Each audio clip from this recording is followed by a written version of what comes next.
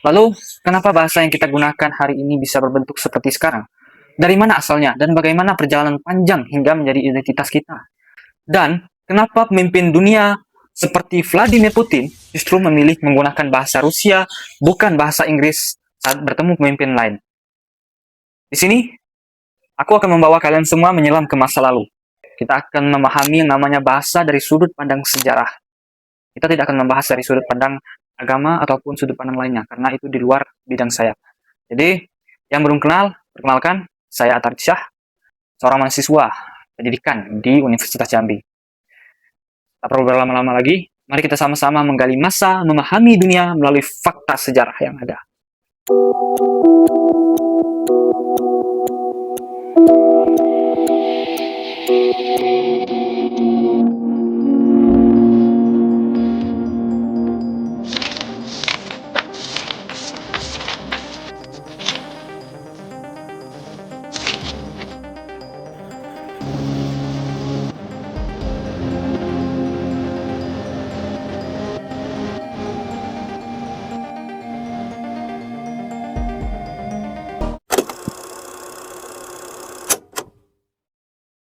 Pada zaman dahulu, bahasa merupakan alat survival, cara manusia untuk bertahan hidup.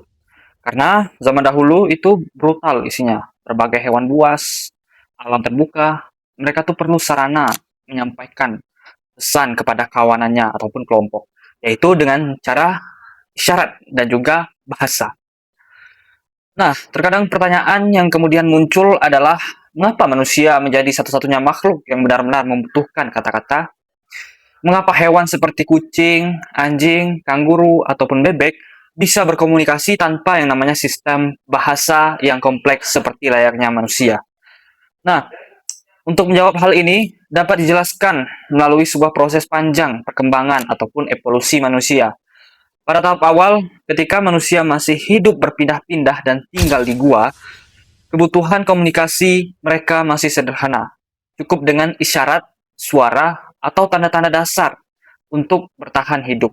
Namun, ketika pola hidup mulai berubah, manusia mulai menetap, bercocok tanam, dan membangun yang namanya kelompok dalam sebuah komunitas. Kebutuhan komunitas pun ikut berkembang.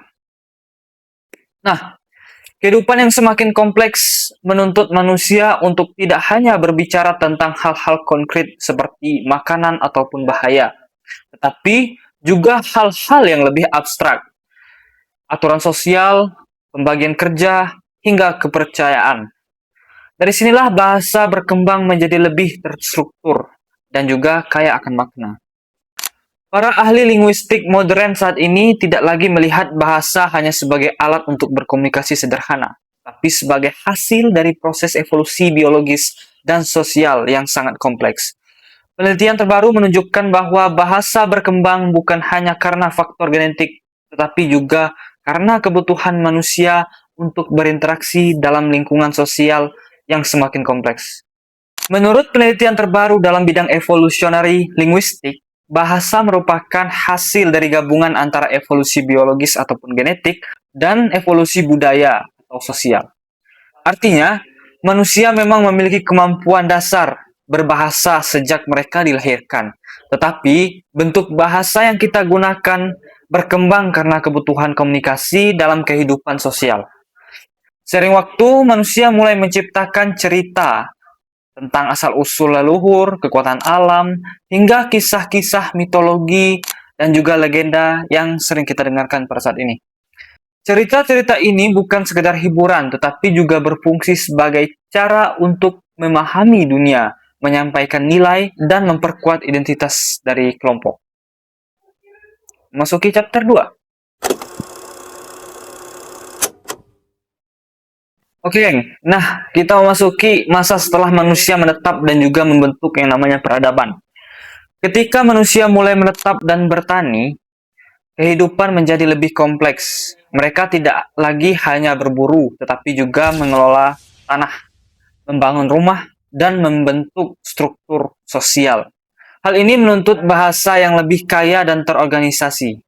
Disinilah muncul bahasa-bahasa awal yang menjadi cikal bakal bahasa besar dunia, seperti bahasa Sumeria di Mesopotamia, bahasa Mesir kuno, dan bahasa Akkadia. Sumeria merupakan peradaban tertua yang diketahui di dunia, berkembang di selatan Mesopotamia yang sekarang terletak di Irak dan sebagian negara Kuwait.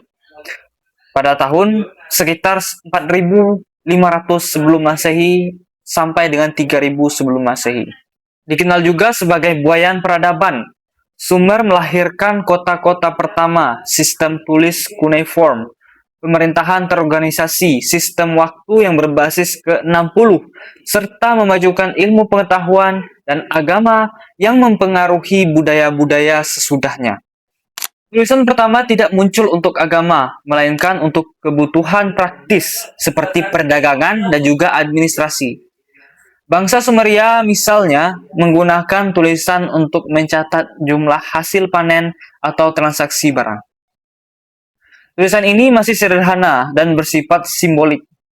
Nah, nanti dalam tulisan itu ada simbol-simbol runcing di ujungnya, kayak. Namun, perlahan berkembang menjadi sistem yang mampu merekam cerita dan juga sejarah.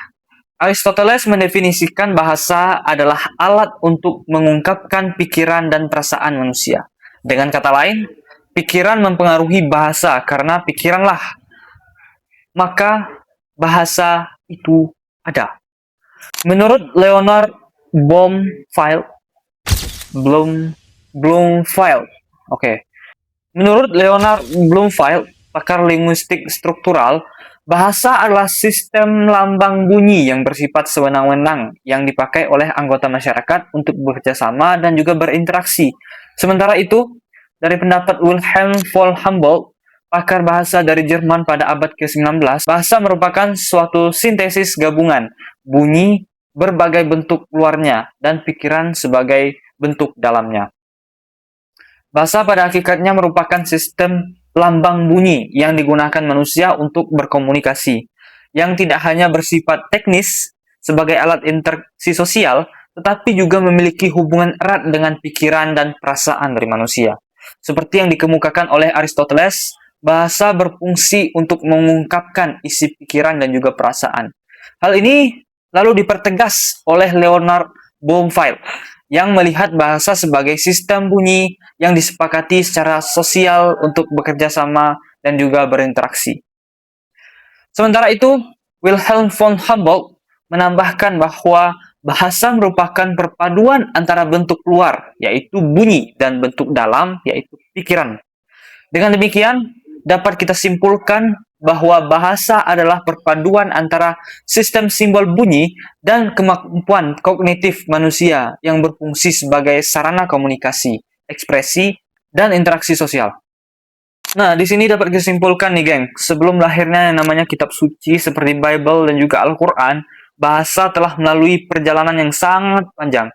Dimulai dari suara dan isyarat sederhana, berkembang menjadi bahasa lisan yang terstruktur, kemudian menjadi tulisan awal untuk kebutuhan praktis, dan akhirnya digunakan untuk menceritakan mitologi dan juga kepercayaan manusia pada masa dahulu. Nih, dulu. Seru nih.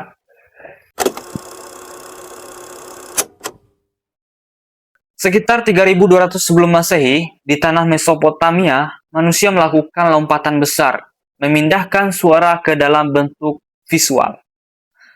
Tulisan lahir bukan untuk puisi, melainkan untuk akuntansi utang. Namun, seiring berjalannya waktu, manusia mulai menggunakan alat ini untuk menjawab keresahan eksistensial. Disinilah tulisan tentang Tuhan muncul. Kitab suci di setiap peradaban, mulai dari Taurat, Zabur, Veda, Bible, hingga ke Al-Quran, berfungsi sebagai teknologi penyimpanan nilai. Tanpa tulisan, sebuah pesan spiritual akan berubah setiap kali diceritakan ulang, yang menjadi efek pesan berantai. Tulisan memberikan kekakuan dan keabadian pada konsep ketuhanan, memungkinkan ribuan orang asing yang tidak saling kenal untuk bersatu di bawah satu payung moral yang sama. Menurut kepercayaan agama-agama samawi seperti Yahudi, Kristen, dan juga Islam, bahasa diyakini sebagai anugerah dari Tuhan kepada manusia.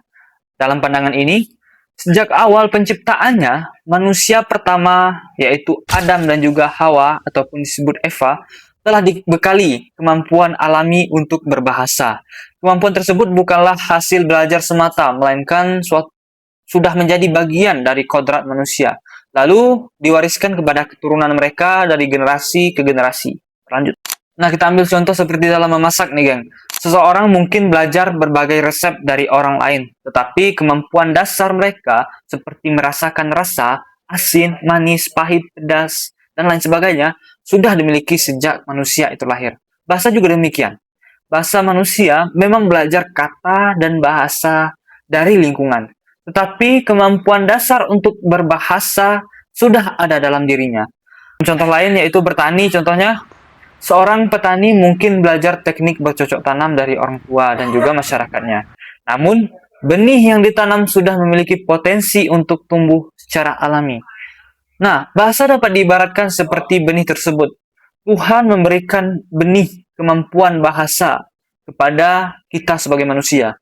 Lalu, lingkungan dan juga pengalamanlah yang membentuk benih itu tumbuh dan juga berkembang. Dari sini dapat kita lihat bahwasanya bahasa merupakan karunia dari ilahi yang menjadi dasar manusia untuk berpikir dan membangun peradaban. Kitab-kitab ini tidak hanya berisi ajaran moral, tetapi juga hukum, sejarah, dan juga panduan hidup. Bahasa yang digunakan pun menjadi sangat penting karena dianggap sakral dan memiliki makna mendalam.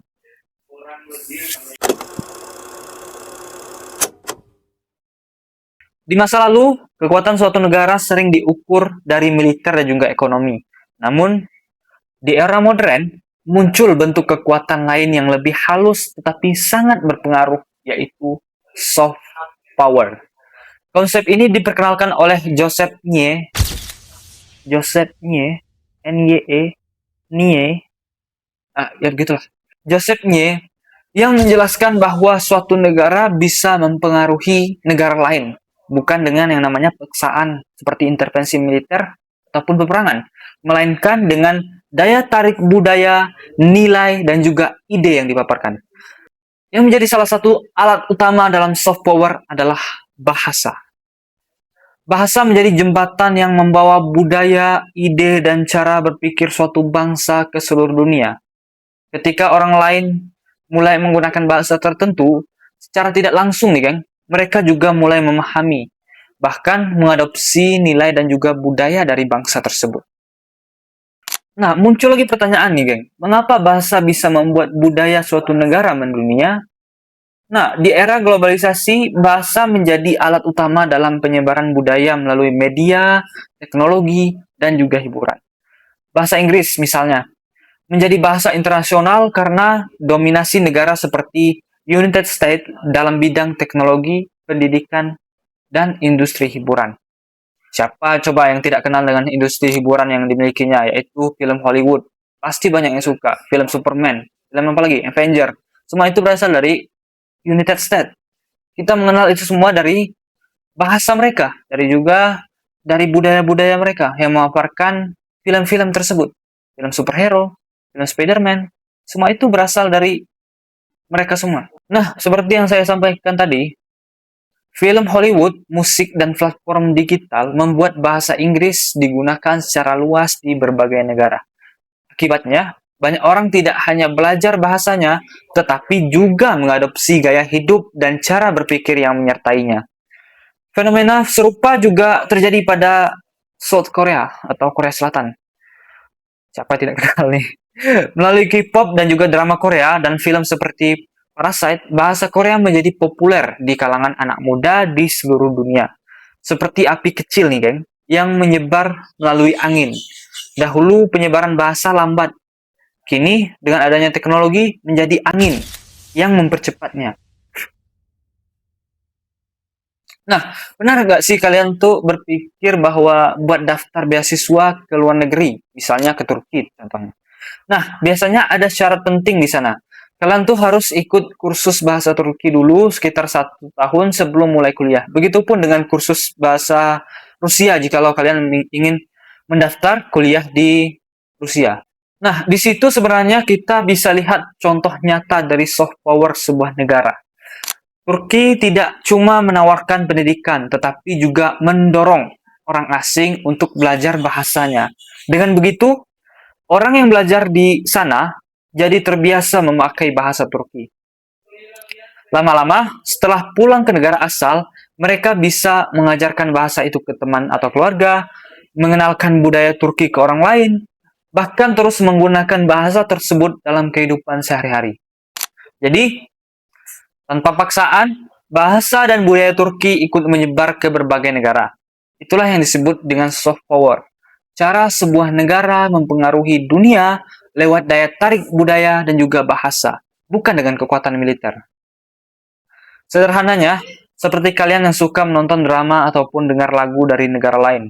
Tanpa sadar, jadi ikut-ikutan bahasanya. Ikut-ikutan kalian menyanyikan. Nah, negara memanfaatkan hal itu supaya budaya makin dikenal luas.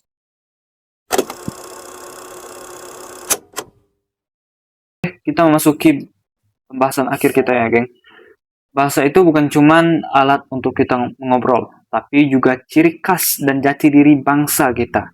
Di zaman sekarang, kita memang sering pakai bahasa asing.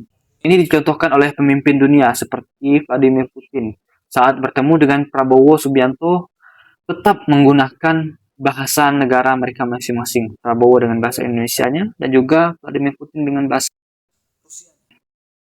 Mereka tidak menggunakan bahasa Inggris ataupun bahasa asing lainnya. Ini menunjukkan bahwa bahasa itu bagian dari harga diri dan juga identitas suatu negara. Bayangkan, geng, bahasa itu seperti akar pohon. Kalau akarnya itu kuat, pohonnya juga akan kuat. Tapi, kalau akarnya hilang, pohonnya juga bisa ikut tumbang. Begitu juga dengan bangsa. Kalau kita tidak menjaga bahasa, kita bisa kehilangan identitas kita sendiri. Jadi, mari kita biasakan menggunakan bahasa Indonesia dengan baik dan juga bangga. Karena dari situlah kita menunjukkan siapa kita sebagai bangsa Indonesia. Oke, geng. Mungkin cukup sekian pembahasan kita pada kali ini. Mungkin untuk penutup dan juga pesan-kesannya, marilah kita sama-sama untuk menjaga yang namanya identitas dan juga jati diri bangsa kita ini. Dengan cara apa? Dengan cara melakukan sebuah perubahan. Yang mana perubahan itu merupakan perubahan kecil yang perlu kita lakukan. Kita sebagai warga negara juga harus menunjukkan rasa cinta kita terhadap bahasa yang kita miliki, terhadap budaya yang kita miliki. Teruslah belajar, teruslah mengembangkan pengetahuan kita terhadap pemahaman yang ingin kita ketahui tentang sejarah dan juga perkembangan budaya bangsa kita. Karena sejarah dunia masih terus berlanjut.